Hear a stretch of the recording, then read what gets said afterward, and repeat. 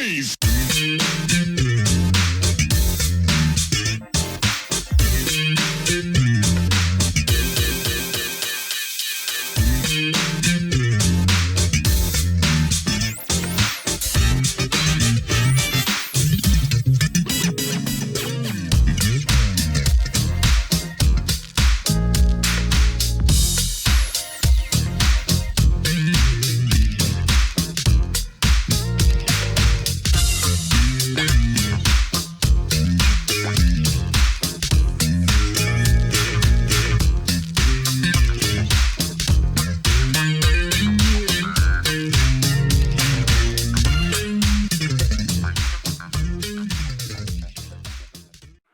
I'm delighted to welcome to the Truth and the Mothership producer, composer, musician, and consultant Pepe Willie, the man who mentored and first recorded a teenage Prince.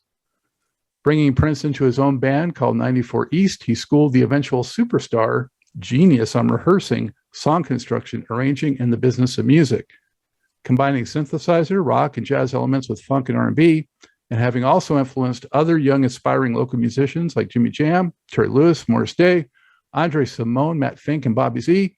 Pepe has been referred to as the Godfather of the Minneapolis Sound. He remains active today through Pepe Music and its Reo Deo label, and in 2020 released his autobiography titled If You See Me Now, My 6-Decade Journey in Rock and Roll.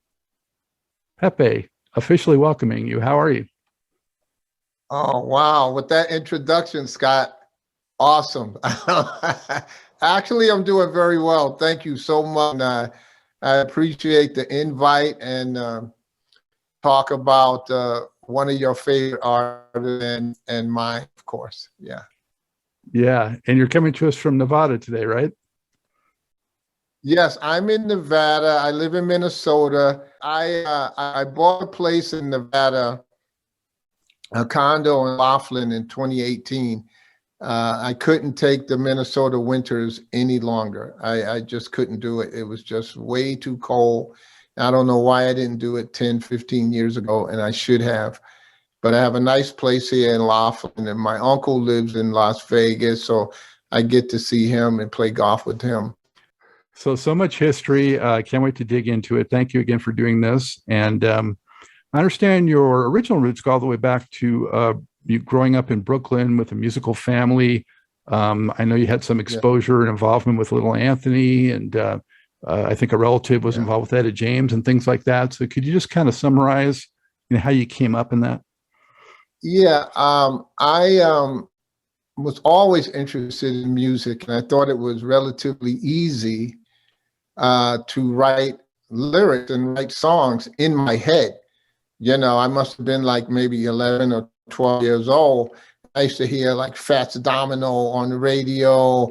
A lot of people don't know who Fats Domino is, but he was great, I used to listen to him on the radio, and I was going like, wow, I said, I can do that. And I'd walk down the hall in my father's apartment and stuff, and I'd make up things in my head as I was going outside. I had I had background, I had everything in my brain, and then I went outside and played, that was it. But I found out that my uncle was he's the founding member of Little Anthony, the Imperials, Mr. Clarence Collins. And I knew him when I was 10, okay? He knew me much longer because this is my mother's brother, of course, And he came over to my father's apartment to pick up one of my sisters. And I said to him, I said, you sing with Little Anthony and the Imperials?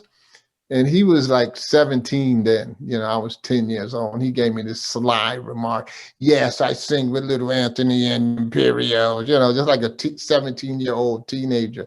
And I thought it was awesome. So 5 years later, they were playing at Brooklyn Paramount in Brooklyn. And I wanted to go to that show.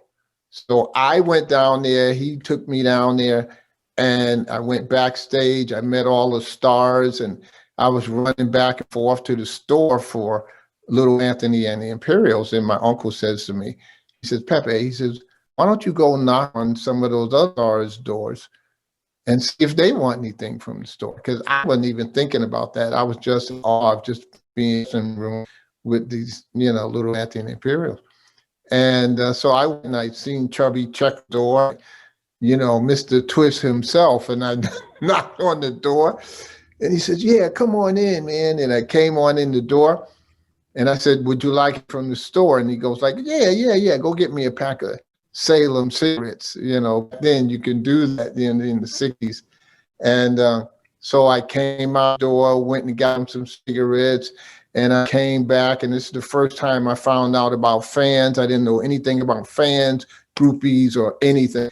And when I was coming back with cigarettes, one of the people behind this police line, they had a police line, and there's like fans, just screaming every time the door would open. And I knocked on so that the guard would let me in. And one person had said, hey, to the guard as he opened the door, how come this guy go in and out when he wants to? And me, like an idiot, I said, oh, that's because, and I held up these Salem cigarettes. I said, that's because I went to the store for Chubby Checker to get him these cigarettes. Man, and everything just went crazy. They tore down the barrier and they was coming at me. They grabbed me. They grabbed my shirt. They tried to get the cigarettes. They ripped my shirt and the guard had to pull me in the door. And that was the first official time that I knew about fans and groupies and any of that. So I learned a valuable lesson there, don't say anything, and that's how it all started there. And then that next following year, Murray Decay was a top DJ in Winds, New York, in Manhattan. He gave his rock and roll shows at the Brooklyn Fox Theater. So they had the whole Motown review there.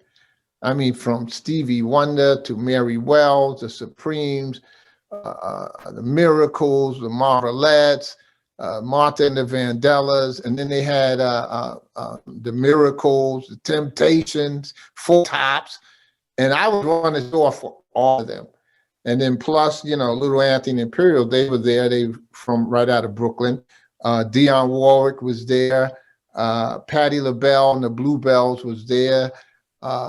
Dusty Springfield was there.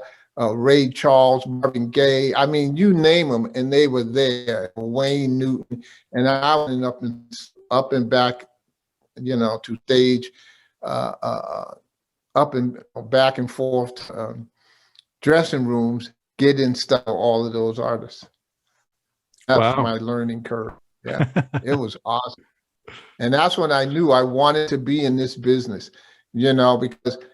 After the shows, they did like 4 shows a day, and sometimes they did 5 shows a day. The lines were around the corner. The kids was out there from like 4 in the morning, sleeping in the streets, just getting tickets early. And when some of the shows were over, all of these artists, man, they used to be backstage and stuff, started singing gospel songs. And I'm going like, wow, the Temptations, Four Tops, everybody. I said, how did they know all these songs? How did everybody know these songs? Everybody's from different places, different states, and everybody was getting along, black, white, and now it's back in the 60s, and I was going like, I said, this is the business that I want to be in, because I loved it, that everybody was getting along. There was no racial crap. It was nothing, man. It was just awesome, and I devoted my life to be in this business. Yeah, that's a heck of a thing, coming up around all those superstars and getting that influence. And how did you develop actual musical abilities though? Well, I wanted to be in the music industry so bad that I didn't know. The only thing I knew how to play was drums, and I wanted to be able to play another instrument that had chords, because drums doesn't have chords. How are you going to do it? So I went and I bought me a guitar from a pawn shop. that cost me like $15, acoustic guitar. And I bought this rock chord guitar book from the guitar store and from the music store. And then I just started, fingering stuff and figuring it out and reading a lot. And I learned a bunch of chords and then I started, writing songs, just by ear, playing the chords and then adding these other chords. And oh, that works. And yeah, this works. And then I started writing melodies. And I remember one of the first songs I wrote was called "My Mind Is Open," and I used to take all my lyrics to the late great Teddy Randazzo, who wrote "Going Out of My Head" and "Hurt So Bad" and "Outside Looking In," wrote all these songs for the Imperials, and he used to critique all of my lyrics. And one day when I first went to him, he was crossing out so many words. He was crossing out this and that. And I was almost in tears because I'm sitting up all night and I'm writing lyrics, and I'm going like, oh, this is great. And then I get to him and he's crossing this out. No, you don't need this. You don't need that. You don't need this. And so I learned. And future times I was taking some of my lyrics to him. It got less. He started crossing out a little less. And so I wrote this song called "My Mind Is Open." So my uncle heard it and Anthony heard it. So they had this group called the Blues Busters out of Jamaica. These two guys, they were like a Sam and Dave, but they're from Jamaica. And they recorded, I was in the studio. And they were recording my song, "My Mind Is Open," and I'm listening to this guy singing it, and I'm listening to the band and all the musicians, and I was just like, in heaven. You know what I mean? Here's one of my songs, and but in the back of my mind, I was saying, I would have did this a little differently. So then I had to start learning how studio works, how to produce, and all of those things. And then I started learning that because you keep graduating I kept graduating from place to place.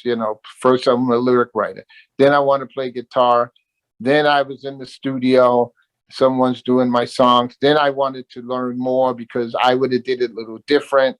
So now I had to learn about studio, the overall operations of a recording studio. I had to learn about producing, how to pay musicians, the musicians union, and all the business parts, BMI, ASCAP, publishing, and I bought this book called "This Business of Music" by Cymone and Krasilovsky, and I read that book from cover to cover, and I learned everything. Of course, you got to learn how to read in between the lines because life is a little bit different than reading it in a book. It just, it just doesn't compute. So I took that in mind. So I had an open mind, and I learned about production contracts, manager contracts, recording contracts, the whole nine. And then I would ask questions, like to my uncle and Anthony and some of the other Imperials. I would ask them questions and they would help me out. And Teddy Randazzo, one of the great writer, he would help me out. So I had all of the schooling that I needed. I had all the people were there, all the professors, teachers were there to teach me all of this. And I was so lucky to be in this position, to learn all of this. And then when I went to Minneapolis, of course, that's a funny story when I went to Minneapolis because I was married to Prince's cousin. Yeah. How'd you meet her? Scott, this is amazing story because it taught me a lesson on what you say makes a difference in your life. And, sometimes you got to be careful of what you say. And sometimes the things that you say is meaningful. So my uncle's band, Little Anthony and Imperials, got an invitation to play at the world famous Copacabana in New York. And of course, I was there, and I'm working with these guys. I'm giving them towels when they come off the stage, and hanging up their uniforms and getting them water or whatever they needed. And so one day after a show, Sammy Strain, he's in the Rock and Roll Hall of Fame twice. He's with Little Anthony and the Imperials and also with the OJs. So Sammy comes in, and I take his jacket and I said, "Yo, man, what's up?" He goes, "Hey, Pep." He says, "Pepe." I go, "Yeah." He says, "Who's that girl in the waiting room with the green eyes?" Now, my brain was just going a million miles a second. Who's the girl? And I knew that he had good taste in women. And these guys were always getting the girls. I wasn't getting them. They were always getting them. So I said, "That's my girl, man." I didn't know her, never seen her. He goes, "That's your girl, man?" And I went like, "Yeah." So I knew if I said that, and they had enough respect for me as I with them, that he would leave her alone. He wouldn't even mess with her, right? So after I got finished hanging up his uniform, and the other guys weren't upstairs yet, I ran out into the waiting room, and amongst all of these people in there, and I had to find this girl with the green eyes. And I finally found her, and I seen her, and I went up to her. I sat down and I says, "Hi, how are you?" She goes, "Oh, I'm fine." I said, "My name is Pepe. What's your name?" She says, "My name is Chantel."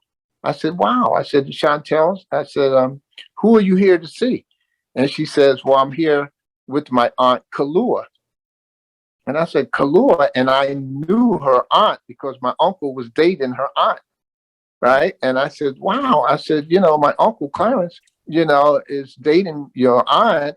Do you mind if we hang out a little later on?" I said, "Do you have a curfew?"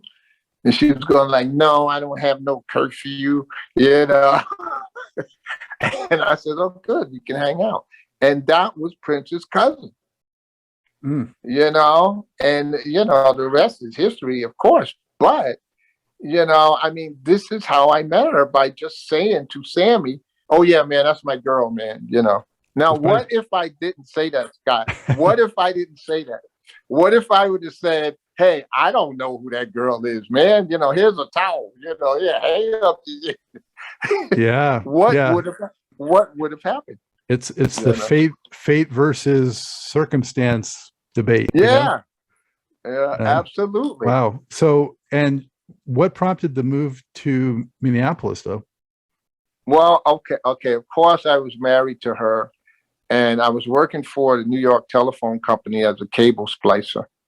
Then I got involved in a movie that Paramount Pictures was doing, and Irwin Yablans was the producer, and Michael Campus was the director, and they was doing a movie based on a book of a neighbor who lived around the corner from me, Sonny Thompson. Bass player, Sonny. No, not him, but not him. Yeah, that's funny. Okay. And he did a book about Attica, and he was one of the people that marched, and was inspirational in doing this march to Attica, the prison in New York. And he wrote a book, and they were doing a movie based on his book. What was the movie? The Education of Sonny Thompson was, and I got involved in that. I was with Brooklyn Academy of Brooklyn Street Academy. It was an acting school. So I got involved with that, and then went and auditioned for the film. And a lot of my other friends, they got in and stuff as actors. I got in by writing a song called 5 Cent Ride to Freedom, which was on the Staten Island Ferry. So I me and my wife was having little problems. I told her I was in a movie. She came back to Brooklyn, and then we went after I did the film to Minneapolis in 1974. You know, and in the movie they cut out my song, and I didn't even know that they cut out my song until I went to the premiere. Mm. Oh, was that heartbreaking? Come on. You know, I'm going like, okay, they come into my part, and Sonny and what was the other girl name? I can't remember her name. Virginia. Sonny and Virginia were on the ferry boat ride going to Staten Island. They rented me a guitar and everything. I had this great acoustic guitar, and I wrote this song, 5 Cent Ride to Freedom, because you only paid a nickel to get on the ferry. And when that part came up, I wasn't there on the boat, and they filmed it and everything, but I wasn't there. And this other artist, I'll never forget this guy's name, Leon Ware. Oh, yeah. You know, he had did a song, and the song was playing while Sonny and Virginia was on the ferry. And all my friends was, you know, at the same time, man, was just like heartbroken. I was heartbroken, but the movie was good, and I did get some kind of scene in there, looking at the train as the subway in the subway as the train went by. I made some money on the movie, of course, because I was a day player, you know, so I made, you know, good money. But it was a lot of fun doing it. So my wife comes back, and then I go back to Minnesota, and her father, Eddie Mandeville, he was a great golfer, and he had a ski club, you know, skiing. Now, what do I know about skiing? I'm from the concrete jungle. I don't know nothing about no skis. So I went and got me a ski outfit. I went to wherever we were. I forgot. I think it was Trollhagen in Minnesota. And I started skiing. I didn't know what I was doing. I just, you know, from Brooklyn, man, we do anything, man, you know. So I started skiing, and, you know, and after that, they had a ski party. Now, at the ski party, this band was playing. Now, you know, I didn't know any of this. I just out there with my wife and stuff. And so this band is playing, and they called Grand Central. So it's Prince, Morris Day, William Dowdy, we called him Hollywood, Linda Anderson, Andre Cymone, you know, and I wasn't really particularly listening to the band. You know, I was just too busy doing, you know, just socializing. And but this woman kept looking at me, and I'm going like, why is this lady looking at me so hard? You know? So I went over to her table and I sat down. I goes, hi, my name is Pepe, and I noticed that you're watching me. You know, what's going on? She says, oh, my name is LaVon. I'm the manager of the band. How did you like the band? How do you like them? And I'm like, yeah, you know, they're good. They're great. Then it dawned on me that, oh man, they think that I'm some big time producer from New York, and I'm supposed to be checking out the band.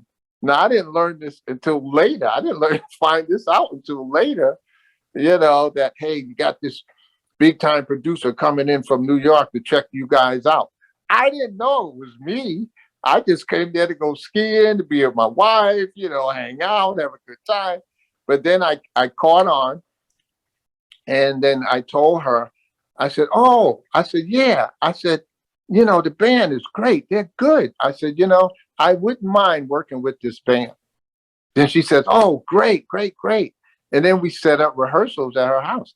That was Morris Day's mom, LaVon, and we started going to her house up in the attic, rehearsing. I mean, that's how I got it. I got in, you know, and Prince was in the band and stuff. And, you know, I didn't think anything of anybody that was actually so good at any instrument, but you know, together they sounded pretty good. So one of the Pepe, what was your first just impressions of Prince, Morris, and Andre?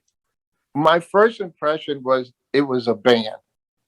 You know, I didn't look at anybody in particular as being the virtuoso of the band, you know, or anything. You know, I just wanted to hear him play, you know. So I go to a rehearsal and I said, okay, play me one of your songs, you know, and I'm, you know, it's a group, you know. And they started playing one of these songs that Prince wrote called Sex Machine. He wrote this tune called Sex Machine. So I listened to the song. It was way too long for radio because in those days, radio took songs maybe 3 minutes, 30 seconds, and that was it. For Mars Day had a 7-piece drum set, but he only played 3 drums, you know, and you know, this is me critiquing the band, you know, and the keyboard player, Linda, she was just playing keyboards, and William Dowdy is playing percussion and stuff, and Andre's playing bass, Prince playing guitar, and I'm listening to him. And I said, wow, okay, you know. Before that, they had played a Earth, Wind, and Fire song for me. Then I asked them to play one of the originals. And, but they played Earth, Wind, and Fire song better than they played their original. And this is one of the things that I spoke to them about. And I was, you know, I said, you know, you play the cover song better than you play your own song. So you have to really work on getting your song together. You have to really be tight. You have to really practice and be perfect. And then I told Morris, I said, you have a 7-piece drum set and you're only playing 3 drums. I said, you got to play all of them, man. You got to play all. You know, these guys didn't even have driver's license at the time. You know, they were so young. You know, they were 17, 16, 17 years old. And I started working with them. And I had to teach them how to write songs for that time, you know, like 3 minutes, 30 seconds. So I gave them this formula that you have an intro, then you do your first verse, then you do your hook. Then you do your second verse, then you do the hook again. Then you either bridge, do another hook, and then you can vamp out. And that formula leads you to a song about 3 minutes, 30 seconds. And I said, that's what you can have played on radio. So one day when I went to the rehearsal, Prince was playing, and all of a sudden he stopped playing, and he goes over to Linda, Andre's sister, and he, you know, and I'm looking at him and I'm watching him, and then he goes, Linda, this is what I want you to play, and he starts playing the keys, and I go like, this guy plays guitar and keyboards.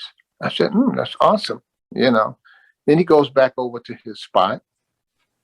Now, Andre disputes this, but I'm telling you, this is the truth. He asks Andre for his bass. Andre gives him the bass, and Prince starts thumping on the bass. Andre, this is what you should be playing, you know, boom, boom, boom, boom, boom. Now, Andre disputes this because he says no musician would give their instrument to another player and tell them to play it, or so on, so on, so forth. But this is how I knew that Prince played multiple instruments. You know what I mean? I mean, he was already playing guitar. Then he went to the keyboard. Then he went to the bass. And I'm going like, wow. This guy plays guitar, keyboards, and bass. And he was playing it. I'm not saying just like, you know, fumbling over it or had a hard time or whatever. He was playing it like he'd been playing it forever. You know, and I'm going like, wow. So at this point, I was already in Cookhouse recording studios recording some of my music. And I said to Prince, I said, have you ever been in a studio before? And he goes like, no. And I didn't treat him any different than anybody else because he was my cousin through marriage. I didn't treat him different. And I says, well, I'm in the studio now, and I want you to come and play, electric guitar, with our own band. And he said, oh, okay, cool. Now, I taught these guys about how to make money in the music business before I even asked them to play with me in the studio. I taught them about studio work, studio musicians, recording,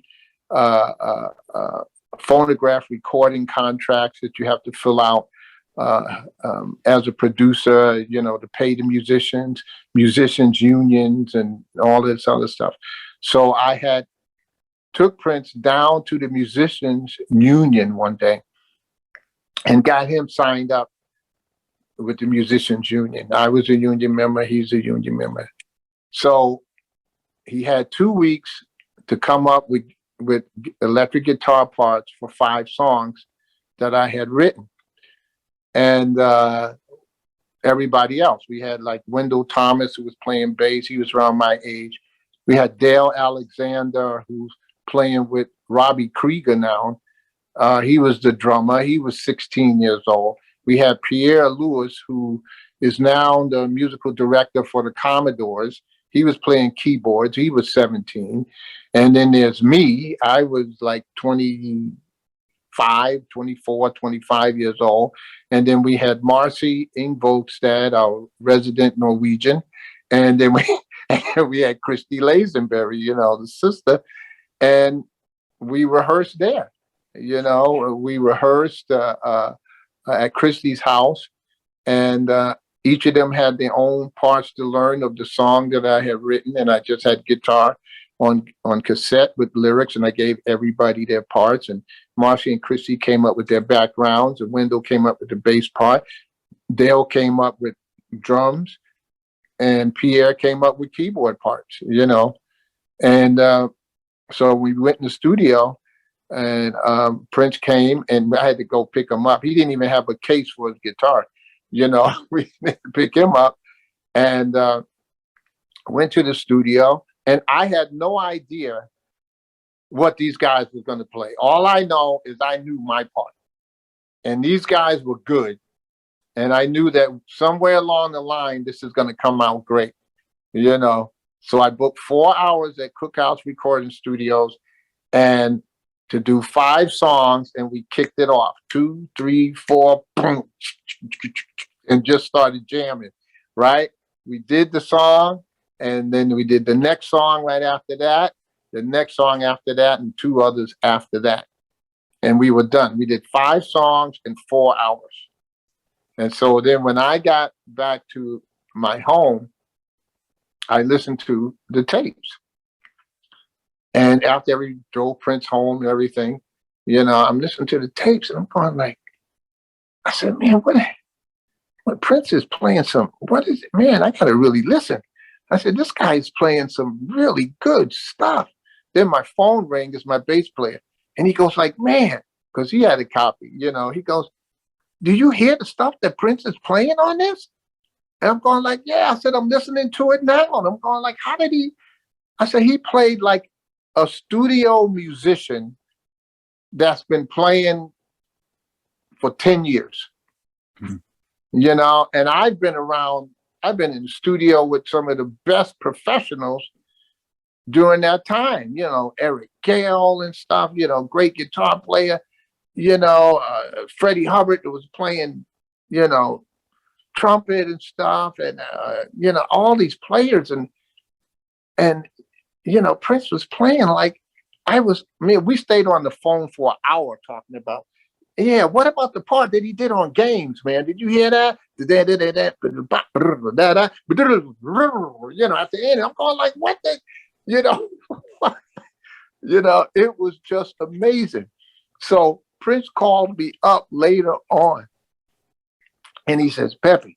And I go, yo, man, I said, you did such a great job in the studio. He said, yeah. He said, but on If You See Me, he says, I got to do a part over. And I was going like, really? I go, what do you mean? I said, it sounds perfect to me. He goes like, no, man. He says, I got to do it over. And I said, okay, just that one part. So I called the studio up that morning. I was going to go play golf. I called the studio up that morning and I said, you got to let Prince back in the studio. He wants to change something. I don't know what it is, but just let him go ahead. And by him playing like a studio musician, I had no fear of spending $100, for an hour, for him to go in and change whatever he needed change, whatever he thought it was, I said, okay, cool. And this is his second time in the studio, and he went by himself playing to the tracks that we already recorded. And so I went golfing. I wasn't even worried about it. I knew whatever it was, he was going to do good, And but what happened was he did the part well. But what happened when we left the studio the day before, other people come in and they book the studio. So everything changes. They tear down the board and stuff. You got other bands coming in. They doing all kinds of different stuff. So for them to get the exact guitar sound that he had was, impossible unless they marked it, and they didn't mark it. They didn't, So they tried to duplicate the sound, and there's a slight difference on the song "If You See Me." You hear the first chorus on his guitar part, and then the second chorus on his guitar part, which should have been exactly the same. This is where he punched in and did a different line. It was the same thing, but I can hear the difference.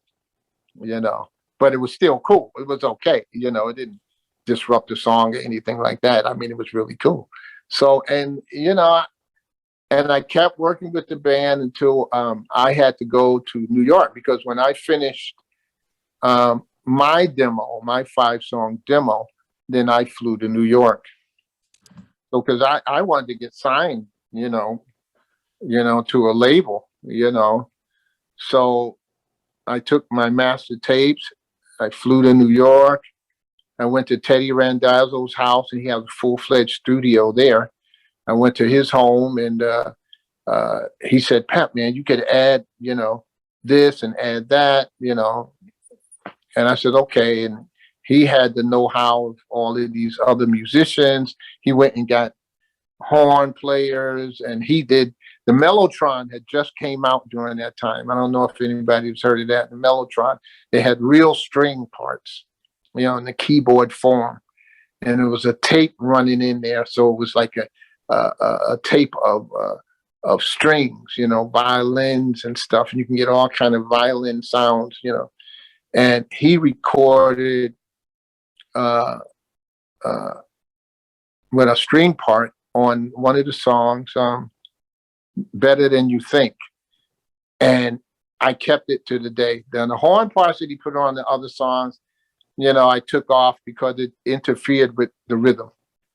I mean, he did a good job, but I felt that the rhythm section and the vocals was the song. We didn't need the horns. It didn't add anything, Matter of fact, it took away from it, So I left the string parts, and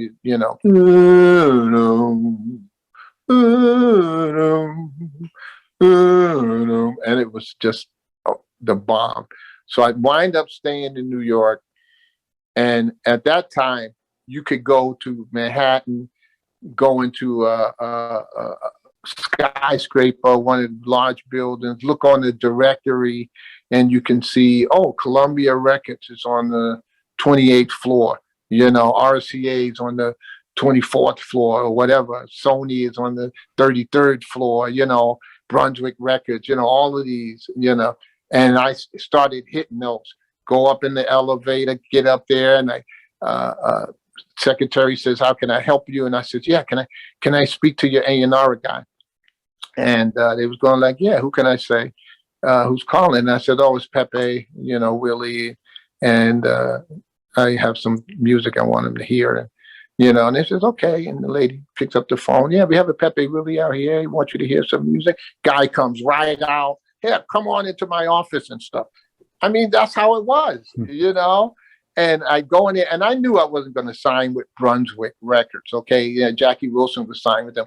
I knew that I wasn't going to sign with them, but I wanted to get the feel of shopping, some material. So I went there, and the guy says, yeah, I like it, but, boom, boom, boom, boom, boom. So I wasn't disappointed or anything. Then I went to RCA, and I said, no, I'm not going to sign with RCA. Then I went to Columbia and stuff, and I wanted to be signed with Columbia because they were a bigger company. And so they didn't accept it. Then I went to Polydor.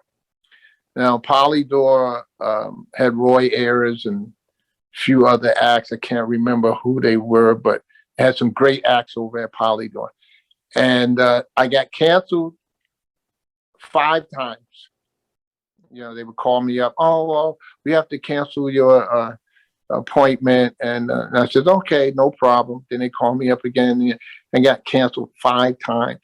So on the 6th time, they felt so bad about canceling me all these other times that when I went to see them, I was talking to the vice president of Polydor, Rick Stevens. And before that, I had told Teddy Randazzo about, this appointment and how I got canceled 5 times. And he said to me, he says, well, Pepe, he says, do you want me to go with you? And I went like, yeah. I mean, I never thought of this. Here's a multi-million seller, songwriter, producer, going to go with me, and he taught me and stuff. So I guess he thinks I'm that good, so good. So he went with me. We talked to Rick Stevens and we got signed, and I took the contract back to Minneapolis. And during that time, we fired Dale Alexander as our drummer because he kept being late, and we had to set an example. Even though this guy was phenomenal as a drummer, and it broke my heart to even, have to let him go. But I couldn't, let him get away with all of that stuff. And he was the bass player's brother. So I couldn't let him. I said, Dale, we have to let you go. So boom, he goes. And we started auditioning, drummers and stuff. And we auditioned. Sonny Thompson was one of the ones that auditioned for us as a drummer. But I wanted a white guy, even though Sonny was bad, man. I mean, he came to the rehearsal, man, to his audition, and he tore it up. And I was going like, man, I love this cat, man. He's awesome. Then Bobby Z came, Bobby Rifkin, and he auditioned, and he was, fair. He was good. And I was going like, yeah, okay, we got to get Bobby because I wanted the white drummer and stuff. I was influenced by Sly and the Family Stone, and I wanted a multi, cultural band. And so Bobby got the gig. So we all signed with Polydor, and I co-produced our single and the B-side with Hank Cosby. Hank Cosby was a producer and co-writer for My Sharia Moore, Stevie Wonder, and For Once in My Life. Here I am co-producing with, a legend, man, one of the Funk brothers. And so we go into Sound 80 to do our single, and Prince is coming out of Studio A. And he looks at me, I look at him, he goes, what are you guys doing here? I said, man, we getting ready to record our single, man. He said, oh, man, he said, can I play on it? I said, sure, man, come on, man. So he stayed with us, and he did background vocals on Fortune Teller, which Hank Cosby wrote for us. And he played guitar, and he played guitar for us on 1015, which is a song that I wrote. And there's much more to this great Truth and Rhythm interview. Just continue on to the next part of the episode. Also, be sure to subscribe to this channel. If you've already done so, please share it with friends. and become a member by joining Truth and Rhythm on Patreon or consider donating at funkandstuff.net. Thank you very much.